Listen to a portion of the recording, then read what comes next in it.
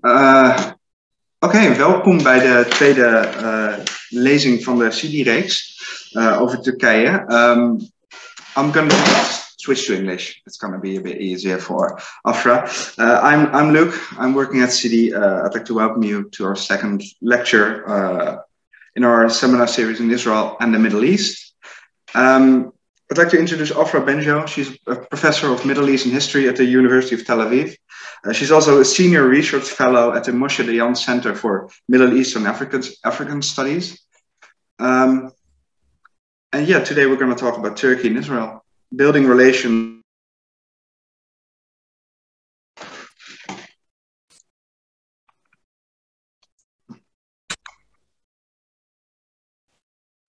Hi, Afra. Sorry, my internet is having issues, but feel free to start. Hope that when I talk, I will be talking, it will not happen. But yeah, I hope my internet stays working. And over to you. The stage is yours. Good morning. What I'm going to do today is to give an overview, historical overview about the relationship between Israel and Turkey, a very brief one. Then I will, can you hear me? Okay. Can you hear me? I can hear you, yeah. Okay. So what I'm going to do today is to give a brief overview of the historical relations between Turkey and Israel. Then I will draw the fluctuations in the relations under the AKP of 20 years of fluctuations, and then try to see what's happening today after all these changes. Historically speaking, we can say that for Israel, the relations with Turkey were critical since the establishment of the state, because Israel at the time, 1947, was isolated completely by its neighbors who wanted also to just end its existence, while Turkey, together with Iran, was the first country who recognized Israel and established a relationship with it. So that's why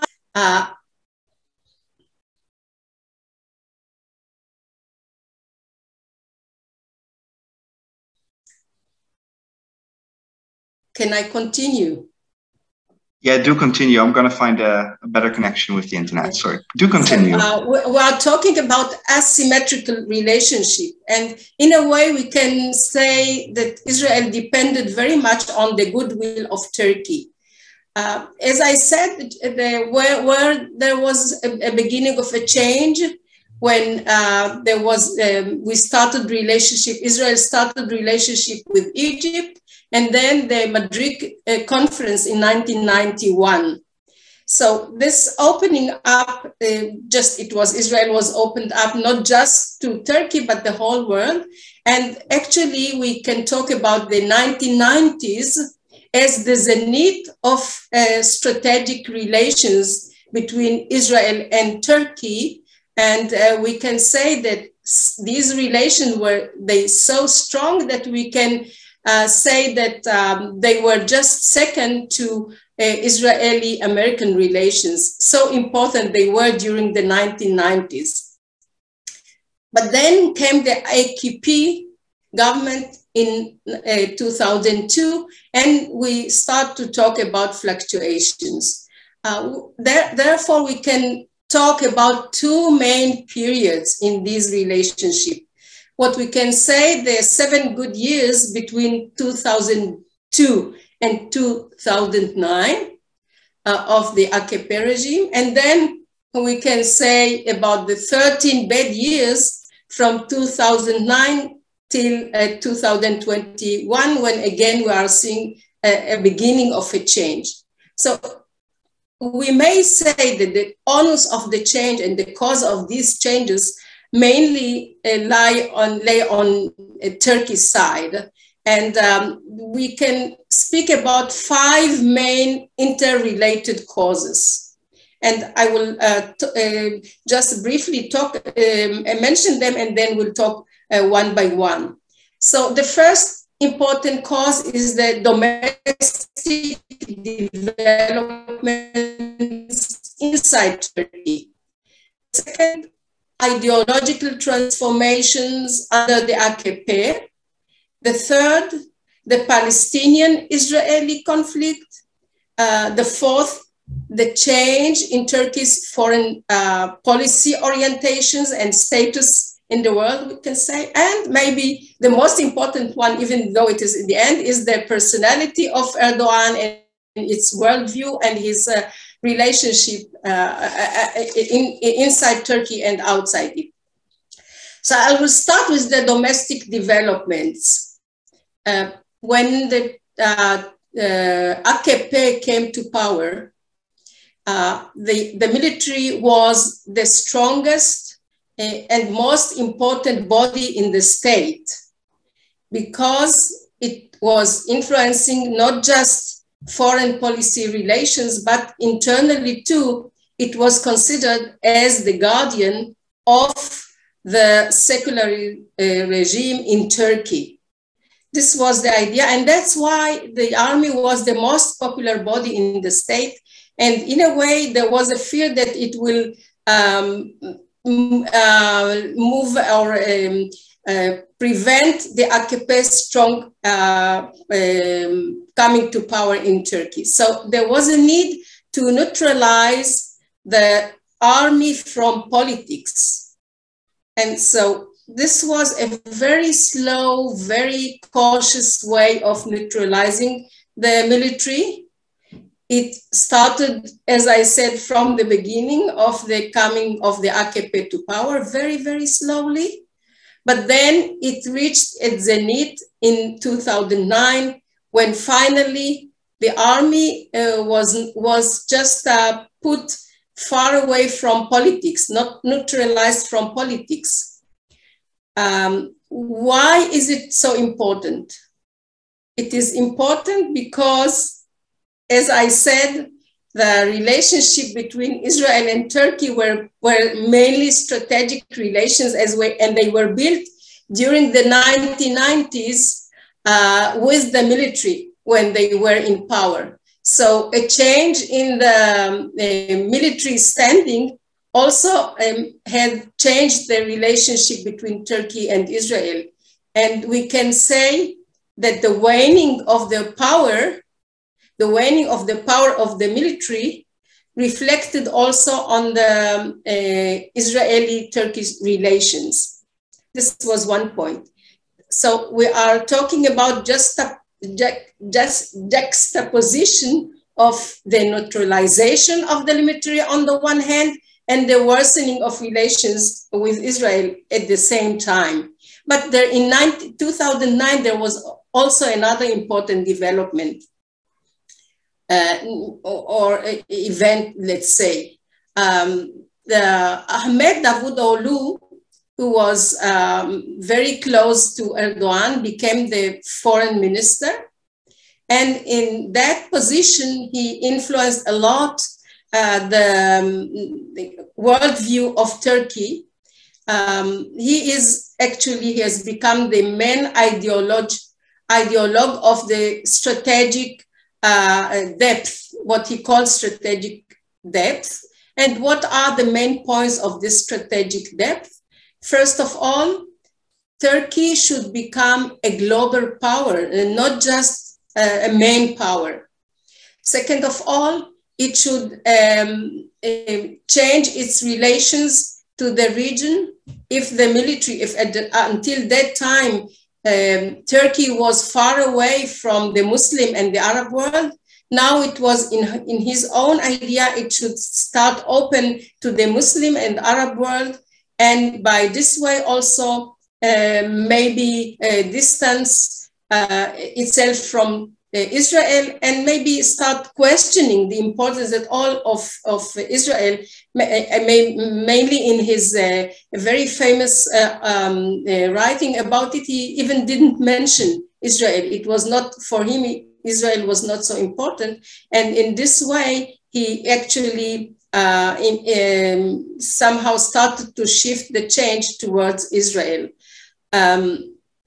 So part of this ideological, of this coming to power, he was the foreign minister, but he has influence on all over other decision making in Turkey and on Erdogan, of course. Erdogan was the main person, but his ideology influenced a lot Erdogan. And one of them is, of course, the ideological transformations. And what I talk here about is about the importance of Islam in the country. If until the military were stopping or trying to stop the influence of Islam and political Islam from interfering in politics, now we are trying to see a bit of change, a lot of change. Again, here the process is very cautious, and it went hand by hand with the changes of the power of the military. It's very interesting to see how parallel developments have happened. Actually, Turkey wanted to be the Turkish model for the Muslim world by becoming a case where Islam and democracy can coexist. After all, it didn't work, but this was the main idea, to bring to make Turkey a Turkish model. So one of the in addition to internal developments, putting Islam in the center of politics in Turkey, also it helps change foreign policy. AKP and the AKP and Erdogan himself start to develop a very close relationship with the Muslim brothers in all the countries of the region. Support to Muslim brothers we know in Egypt, in Emirates, and of course Hamas. So in this way, again, we are seeing the shift against Israel, because for the Muslim brothers, Israel has no right to exist, and the more Erdogan and AKP support these the parties and organization of Muslim brothers, the more there was a need to be far from Israel. So we can say that there was a cause of radicalization of discourse against Israel.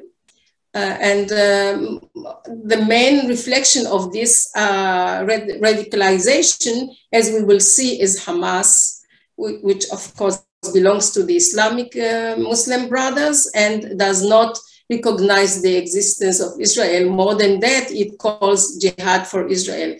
But what we are seeing is that Turkey has shifted towards Muslim brothers. It's also, in a way, had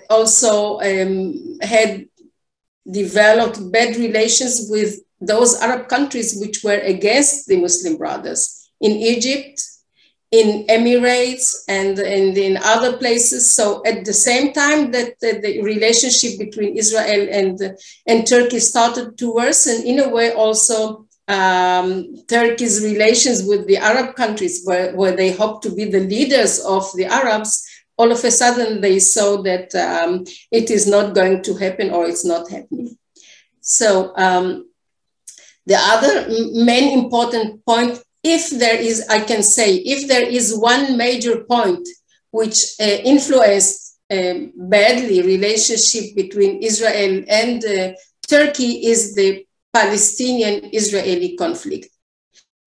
I said before that the main power of the main reflections of relations until the 1990s was the Arab-Israeli relations. Now it became the main power, the Palestinian-Israeli relations, not the Arab-Israeli relations, because as we have seen since Madrid, there started to be changes with Egypt, with Jordan, and also behind the scenes with other countries. So the major problem remained the Palestinian-Israeli conflict, and it was the main cause of the fluctuations in these relations.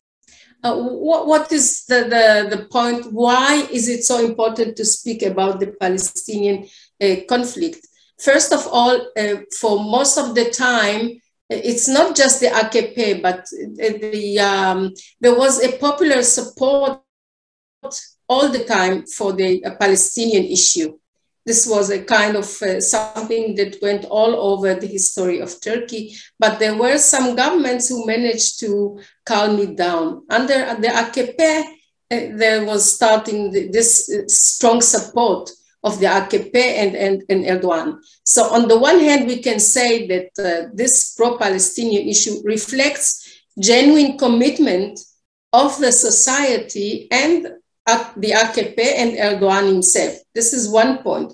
But there is also another point to it, namely that the government wanted to use Israel as a tool for mobilizing support and for diverting attention from problems at home.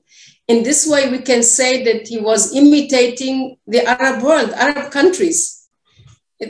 As they used it as a tool against Israel, also Erdogan thought to use it against Israel. And when did he use it?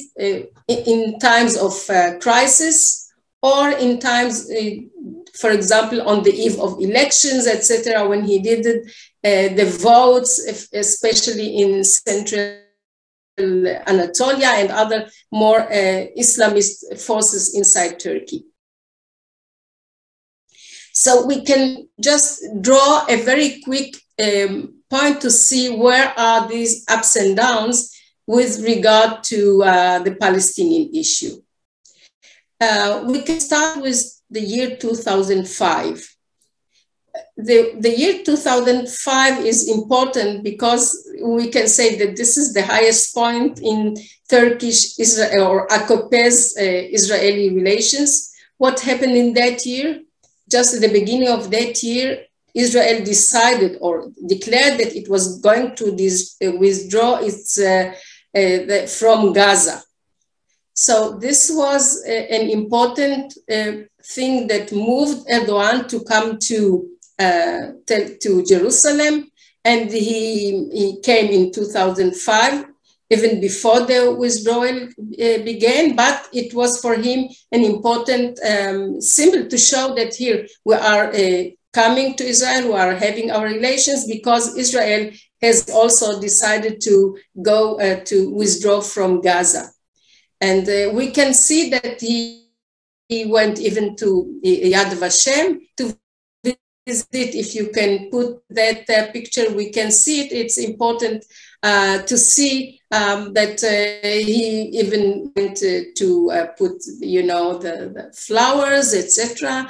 People who were attending that meeting, that visit, say that he was not really very moved by what he was seeing. But anyway, he did come to Israel, and it was, we can say, the best time when Sharon decided to withdraw, and he was he went to other places, etc. So we see that the connection between the Palestinian and the Turkish stance is very close.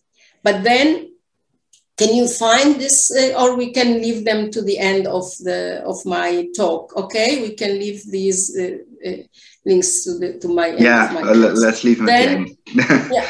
yeah, okay. So if you can't find it, well, I'll continue and draw the lines of these problems under the regarding the Palestinian-Israeli conflict. So this was, as I said, the main point when Erdogan came himself to Israel with his wife, and he met with many people in Israel and the politicians, etc.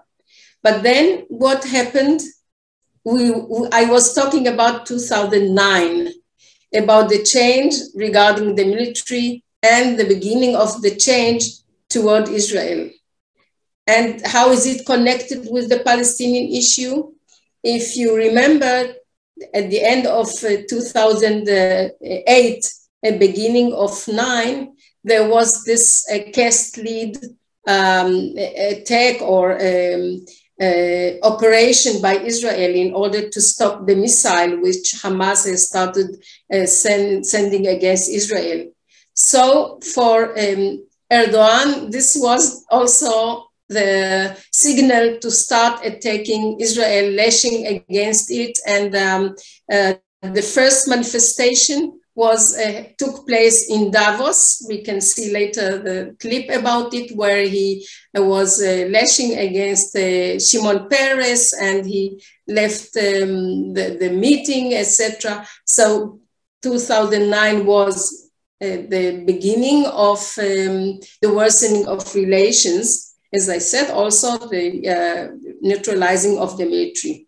Then 2010, less than a year later, the Mavi Marmara, everybody knows about the Mavi Marmara, when the ship, which was sponsored by Turkey, tried to open the blockade in Gaza, and the soldiers, Israeli soldiers, were attacked, and it caused death of 10 activists, Turkish and other activists, very radical, and the wounding of 10 soldiers as well. So this was, again, another point where Erdogan decided to pull the ambassadors, and it went on for a long time, for, let's say, not long time, but another 3 years for the beginning of some reconciliation. I don't think at the time Netanyahu was the prime minister, and he was not in 2010. I think no, 2013. I think yeah, he was prime minister back then, but. So can we say that in 2010 that was like the first the first break between Turkey and Israel? Yes, and as I said, it took another 3 years to begin a change, because as I said, in 2013 Netanyahu was the prime minister, but he was not very much enthusiastic about improving relations. He came under severe pressure by, at the time, Barack Obama, who wanted Israel to mend fences with Turkey. So Netanyahu made a kind of apology, let's say, which he was, then later he didn't like it, but at the time he was pressurized, as I say. And then it took another 3 years for relations to improve. Israel paid compensation to those families who lost their sons or daughters. Let's say sons, and also again, ambassadors came back to Israel. The Turkish ambassador was sent to Israel, and Israel also sent its ambassador. Here's something I can say from my personal experience. Just after the appointment of the Israeli ambassador to Turkey, there was a kind of conference between Israel and a conference between SETA, a kind of organization in Turkey. And the feeling was that things are going to happen and to improve. And there were also some ideas, how are we going to improve these things, etc. And we were very hopeful and optimistic at the time in Ankara when this meeting was taking place. But again, what happened very shortly afterwards is that we know that Trump came to Israel and decided to turn to the embassy to Israel in Jerusalem.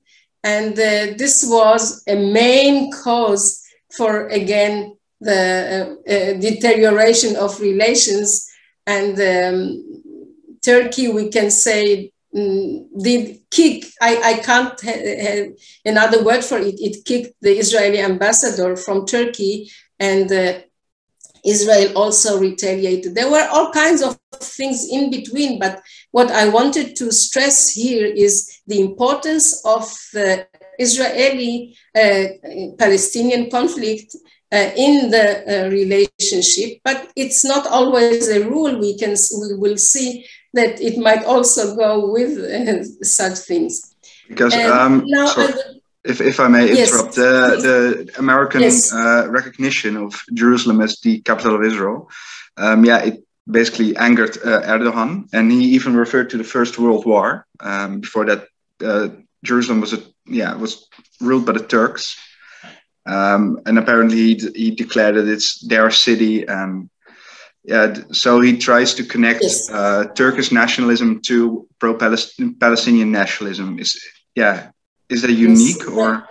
Thank you. Yes, very important. I will talk about it later, but this is very important addition, because it's not just that he called that he are the owner of Jerusalem, but he did many things on the ground to help show the world that he is the owner of Jerusalem by supporting the activists in Jerusalem, Hamas, etc. So thank you very much for this addition. Now, the other point which I wanted to talk about is the change of orientation. Of course, as we know, until the end of the Cold War, the Soviet Union was Turkey's main enemy, and it was, on the other hand, a solid partner of the West and NATO member. And in this way, it fits very well in the friendship or relationship between Israel and Turkey. Israel also is not a NATO member, but strongly belonging to the West, a secular country, and other areas which the two parties could collaborate. So, as I said, until the Cold War, Turkey was solidly in the Western hemisphere. But as I mentioned before about Davutoglu, he wanted to change altogether let's say, the standing or the stance of Turkey vis-a-vis not just the Arab and Muslim world, but also, for example, a relationship between Turkey and the United States. For example, he said that so far there was asymmetrical relations between Turkey and the United States, and now it is time for them to be on a par. So this is very important, a change also of nuance, not just nuance, but a real change vis-a-vis the United States. What he wanted, Erdogan, is again a kind of independence policy from the West. He did not want to be dictated to get dictation from the West. But at the same time, we know that he was trying very hard to join the EU. And at the beginning, when his rule was still seemed to be very, a kind of model of coexistence between Islam and democracy, the West the EU was very impressed by him, and it supported him, and of course the United States too. And also in Turkey itself, it was a kind of relief from earlier military, let's say, kind of government. So, but then little by little, as I said, he failed to be accepted to the EU because of changes of dynamics within Turkey itself, when he became more and more authoritarian and becoming, taking more and more power, as we can discuss about it. So again, there was a need to engage with the Arab world, seeking the leadership of the Muslim world. This is very important, and this continues. He organized conferences in Turkey to show how important his role, or Turkey's role as a power of leading the Muslim world, and maybe also being a kind of counterbalance to Iran. So we are talking.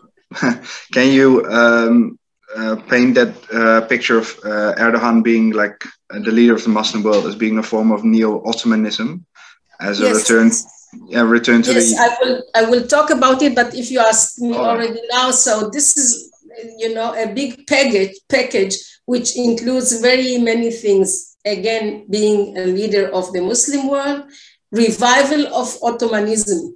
When Turkey, I mean, his claim for Jerusalem is also part of Ottomanism, revival of Ottomanism, making Turkey great again. This is the idea, making Turkey great again, having influence in the Arab countries, in other areas. And of course, this was caused backlash in the Arab world. The Arab world didn't want to be under any, Turkish influence. Turkey kept saying that Arabs stepping the Ottomans in the back. So there was this kind of friction between Arab countries and Turkey.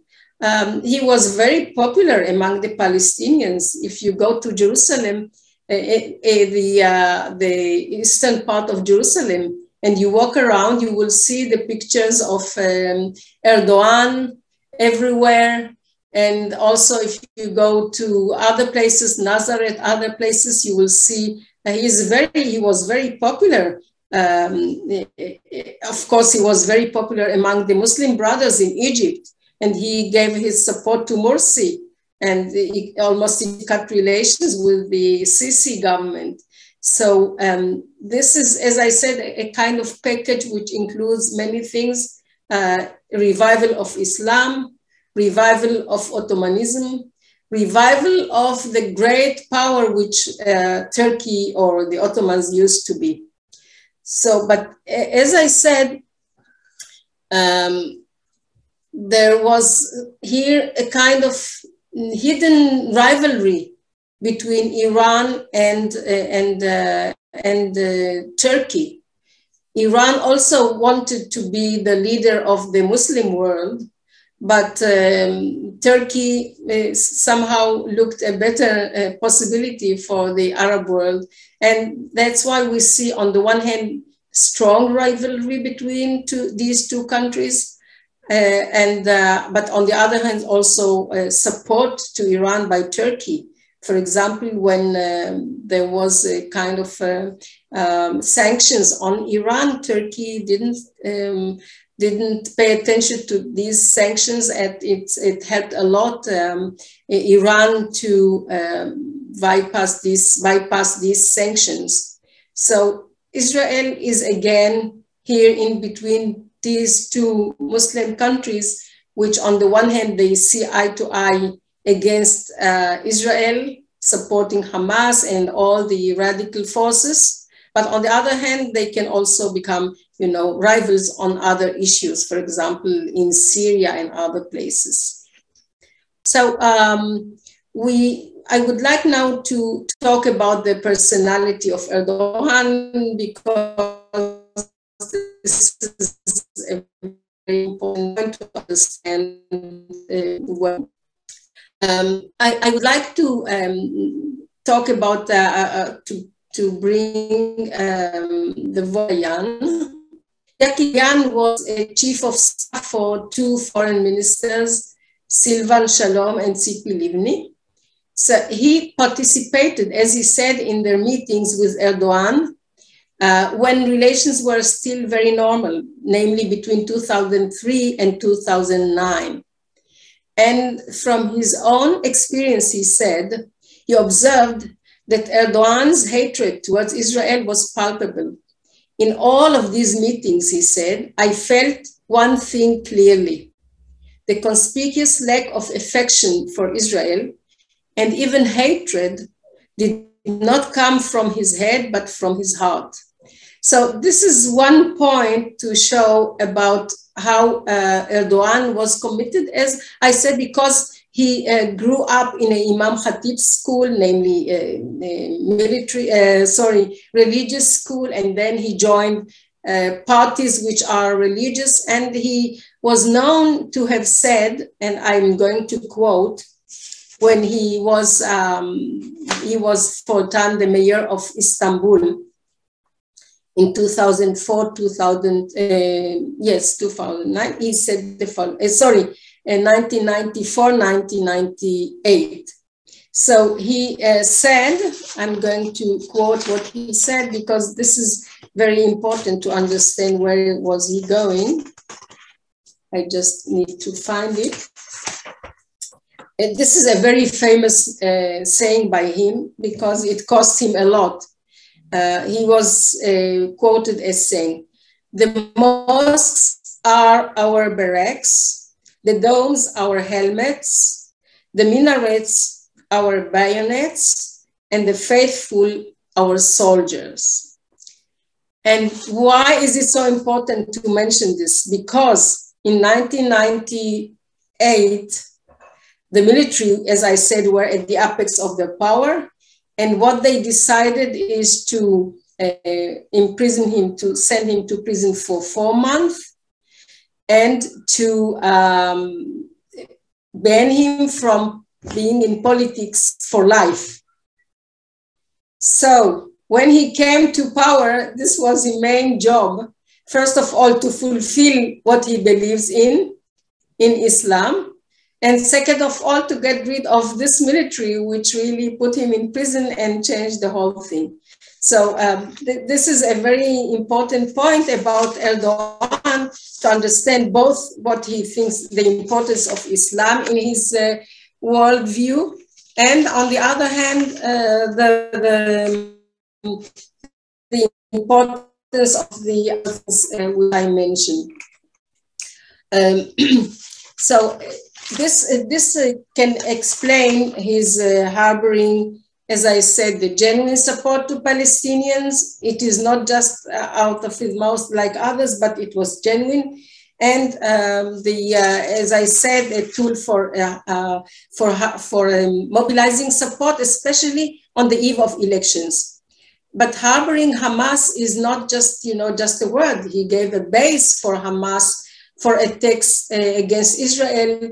In his speeches, he was lashing against Israel, calling it a terrorist state, committing genocide against the Palestinians. He said that the Zionist is a race against humanity, etc. So what I'm saying is, here we are saying the conflation of many things: revival of Ottomanism, claiming influence on Jerusalem, and actually change the system in the country from from parliamentarism to presidency, which gave him more and more power, and things were developing not just badly for Turkey itself, but also in the relationship between Israel and Turkey. So can we say that Turkey has said a final goodbye to Kemalism, to the legacy of Ataturk? Or is it still a part of the essence of Turkey? So, can we say that Kemalism, you mean? Yeah, can we say that Turkey has said a final goodbye to the legacy of Ataturk? Not Turkey, you can say Erdogan and AKP, because I think Kemal Ataturk is so ingrained in society. I remember, for example, that a small daughter of my colleague, he went to Ankara, and so her father asked her, "What do you want me to bring from Ankara?" She said, "I want a picture of Kemal Ataturk." So I mean, this is a small thing, but it shows that you cannot just, make him disappear. He's very ingrained in the society. So AKP, of course, is against, and he's trying to give a different model than Kemal Ataturk, and he's doing his best to show that he is different, he is a better model, etc. and maybe some AKP's members are with him, but there are also other AKP's members, you know, he left him one after another.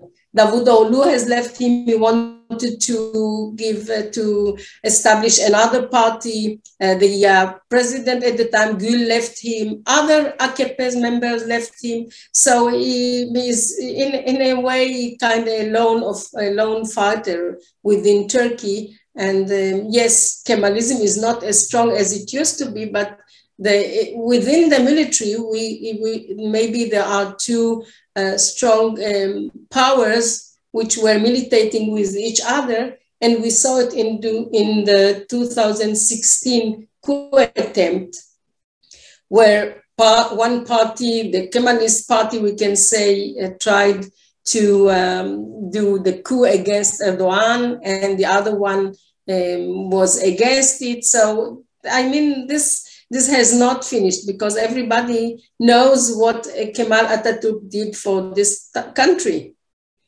right? You cannot just dismiss him as not existing at all, but he wanted to put him in the shade. The more you put him in the shade, the more you show how strong you are and how important you are. And sometimes it works with certain people, it works with other people, it does not work. So we reached the time of the beginning of a change. And we're starting to talk about 2020, 2021. So what happened now, after I talked all the problems, what happened that we are seeing the beginning of a change. The main thing is the change of balance of power between Turkey and Israel. We can say that it just came the opposite of what had happened some 20 years before. So there are sea changes on both camps. On the Israeli side, we can say that we are witnessing dramatic change in Israel's geostrategic geopolitical situation. When Turkey decided to pull its ambassador from Israel, Israel devised a different strategy. Namely, it started the alliances with Turkey's rivals, Greece, Cyprus, Bulgaria, and other. Why? It was important, not just politically, but also strategically. Israel needed strategic depth, where it's, it can to do military training, etc., where Turkey used to be an important place for military training. Now it was Greece and other places, Bulgaria, Romania, became part of this new, let's say, atmosphere. The other very important point is, again, I'm jumping to the 2020 Abraham Accords, where four Arab new countries were having peace treaty with Israel, or whatever you can call it. Anyway, Erdogan came strongly against the EU, saying Emirates, accusing them of forsaking the Arab-Palestinian cause and deciding to strengthen Hamas, etc. When this took place. But it did not help, and we'll see that he will be courting not just Israel, but also the Emirates, because of different things that happen in Turkey. Another point in Israel is the strong economy. For all the problems, Israel is one of the strongest economy, if not the strongest economy in the region. And this was also a new thing. I mean, not new, but something which is different from other countries, especially the Arab poor countries, etc. And so what we are seeing, that one strong economy come together with another strong economy, namely Israel and the Emirates with oil and gas, etc. We are seeing how this coming together when Turkey remained only with one partner, namely Qatar. Can I interrupt you? There's someone who's has to leave, but he has a quite interesting question. He's asking, what is the benefit for Israel to normalize the relationship with Turkey? I'm coming to it. All right, fair enough. We still have some time. Do we have still some time? I think he has to leave like right now. So if you could answer that, that would be. Okay. Israel can have a lot of benefit if it plays well, right? You have to play well. First of all, a very important thing is that Hamas, this will be conditioned. Israel will condition it that Turkey would weaken its support to Hamas. This is for sure. Israel would not go for such improving of relations if Hamas continues to have a basis in Turkey and organize attacks for Israel. The second point, which Israel can, if it plays well, again, it's re-engagement with an important state in the region. Yes, Turkey is a very important state, and we are not just building relations with Erdogan. Maybe Erdogan, is one person, but things may change, and Israel might gain from starting some relationship. There's also a need to balance Iran. When you have good relations with Turkey, you might balance the Iran as against these two rival parties. It's important to deepen further economic relations. This is one point that I wanted to mention. This is the main paradox in our relations with Turkey. With all these fluctuations, the economic relations did not suffer at all. On the contrary, somehow they managed to continue because Erdogan is, after all, pragmatist, and he needs these relationships. And so we can also, as I said, strengthen further economic relations. And another point is revitalizing people-to-people relations. There was a point where some 500,000 Israelis would go to Turkey. Now of course, some people would not go because of what had happened so far, but if things continue, there might be, and this is the most important basis for improvement of relations, is the people-to-people relations. Because if we can compare with the Arab countries with which we had the peace agreement, namely Egypt and Jordan, there's no people-to-people relations whatsoever. It's a peace between two governments, and it didn't go to the people. And this is it's a big weakness. On the other hand, the relationship with the Emirates, we are already seeing people-to-people, strong people-to-people relationship. And this also it continue also with Turkey. So Israel can gain something if, as I said, it plays it correctly it doesn't, and put the right conditions. Yes, it must put first condition to stop supporting Hamas, and most importantly, not to use Israel as a tool, either for internal or external mobilization of support. This is, I think, this is maybe. I hope our leaders understand this. So lovely, thanks. If I'm correct, Netanyahu said a few years ago that he would support Kurdish independence.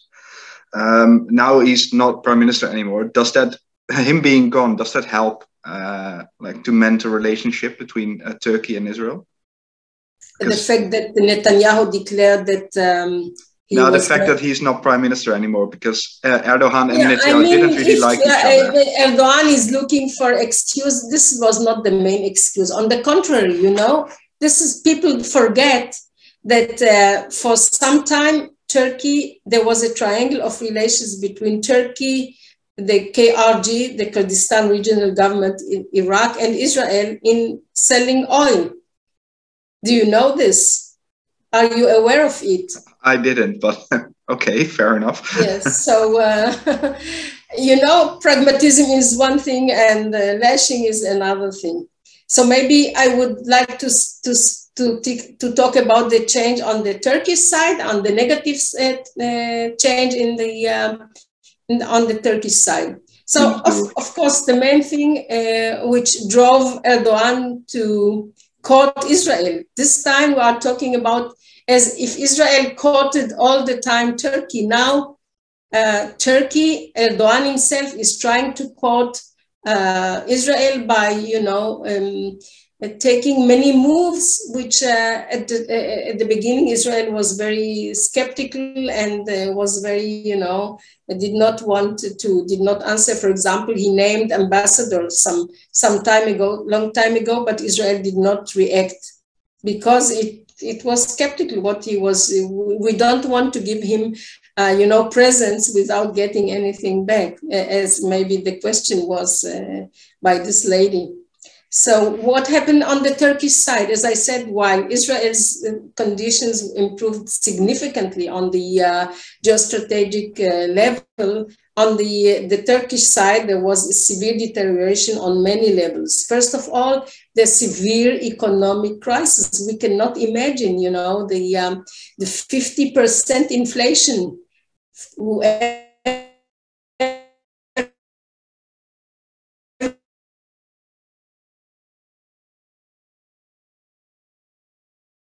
Once it lost so much in those years, in these last years, and maybe in 2 years because of Erdogan's ideas of how to manage economy, which he does not understand. He put his son-in-law and he does not understand. So while in the first decade, the economy in Turkey flourished and was one of the strongest economies in the region. Now it is one of the weakest, in spite of the potential of being a strong economy. The second is the Erdogan's dwindling popularity. There was, there were statistics showing that he might not even win the elections of 2003. Sorry.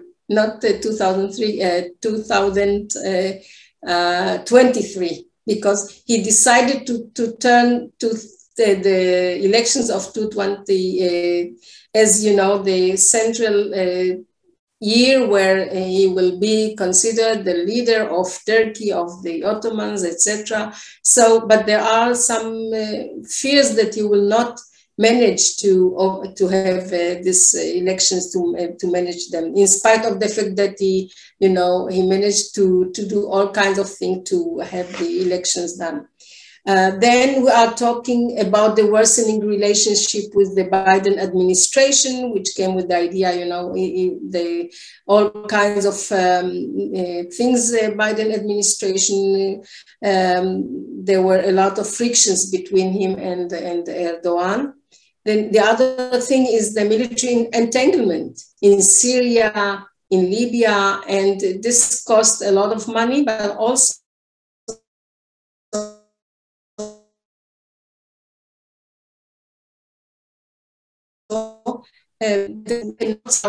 we'll see. Maybe Russia will help him. We can talk also about the change towards Russia.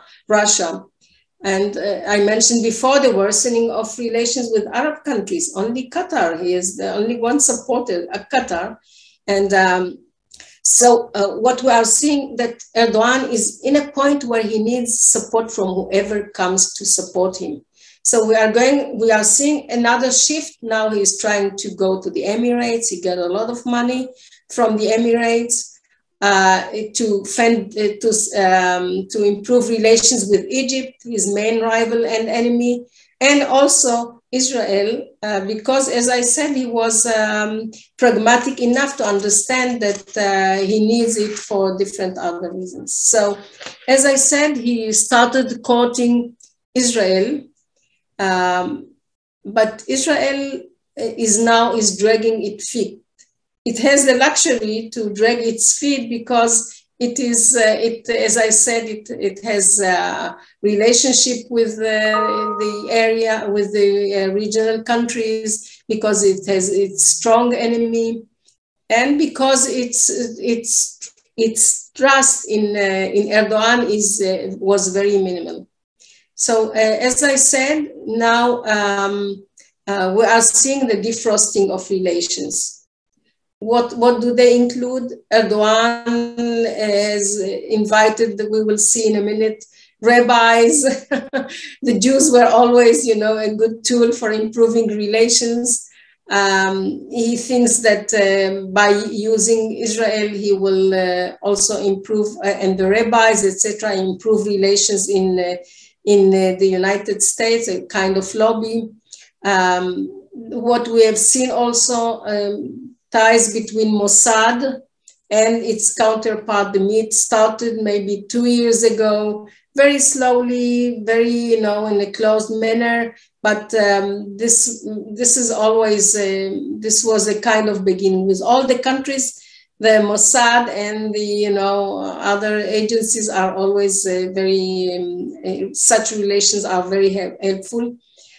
We also showed that seeing the exchange of messages between Erdogan and Herzog, between Erdogan and Prime Minister Netanyahu. Sorry, not Netanyahu, Bennett. This I want to say. Now they say, how can they make? They try to let's say to prove to the Turks that they are, you know, on a good ties with the Palestinian as well. They say, okay, what happened is that now Netanyahu is far away and there is a new government and we can have good relations with them.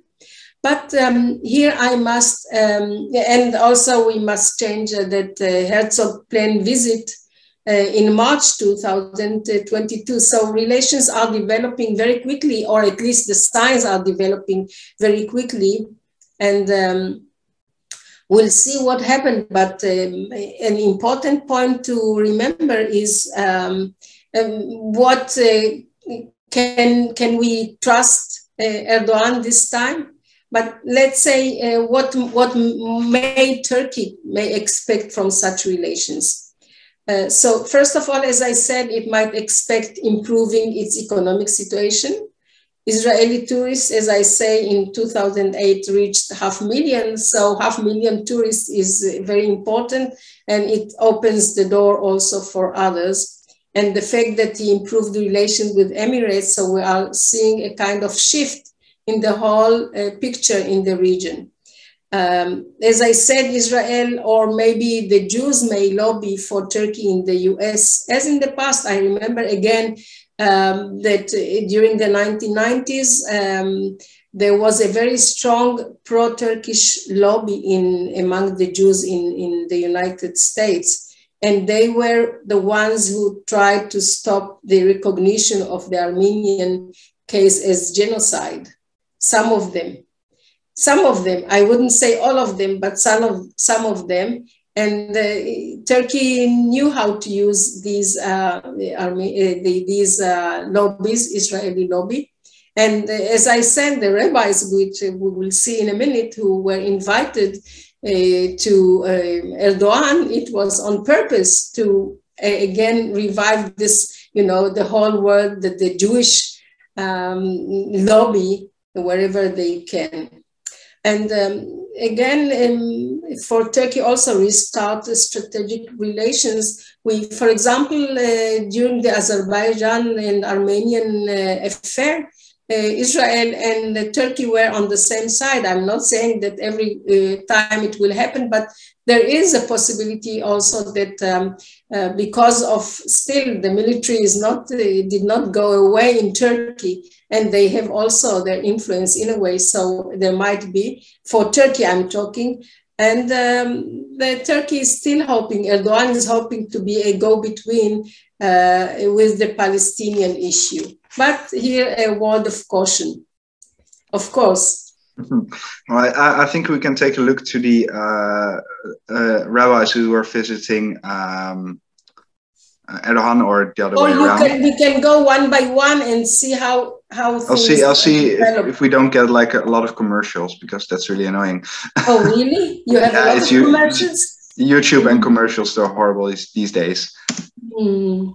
Okay, here we are. And he brought rabbis from all the Muslim world. This is very important, not just from Turkey. And he is giving, you know, It's very, I think it's smart of him to do it this way.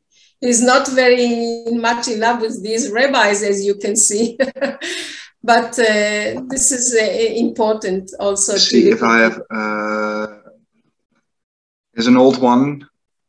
This is in the early days, so to speak, Erdogan at Yad Vashem. Yes, exactly. This is again, as you see, is again, we can see still, you know, still very young and still open to such relationship. But yeah, this is an important thing. I must say, when talking about this, what Erdogan has done throughout the years in lashing against Israel, it also began to have influence, a lot of influence on the society. And just a few days ago, there was demonstrations in Ankara or in Istanbul, I think, against the resumption of relations with Israel, because the more you know, the narrative was so much against Israel, it has its influence on society. So it will be very difficult maybe to change all of a sudden. So that's why he needs these small, you know, symbolic actions, little by little. Rabbis, they say, and this is true, that Turkey harbored Jews for many times. First of all, after the what happened in Spain, yes. Many Jews found their way to Turkey, to the Ottoman Empire, and some of them, you know, got very important jobs as let's say doctors, as ministers, etc. So this is true. And the second thing, which we can say also during the Second World War, during the Nazis, the Turkey accepted some Jews and had, you know, with passports, etc. So Erdogan is playing on this point, and that's why he started his move by inviting the rabbis, saying we are not against Jews, we are against Zionism, which does this and that to the Palestinians, etc. So this is very important. And also against on the Israeli side, not everybody now is enthusiastic about the relations, but I think in the Israeli side, we forget very quickly. And many tourists will start going, already started going to Turkey. Actually, the main force of tourism from the Israeli side are the the Palestinians who are admirers of Erdogan and of Turkey and have businesses in Turkey. And so this did not stop, even in the very bad days. The Israeli of Palestinians, or I don't know, Arabs of Israel went to Turkey and were the tourists, etc., and went and came back. But now for Israelis, Jewish Israelis, I think it might take some time before they will flock to Turkey, but they will. For sure, if they give, you know, if they know that the lira is so weak and they can gain so much, so this is something which can. We're gonna, yeah.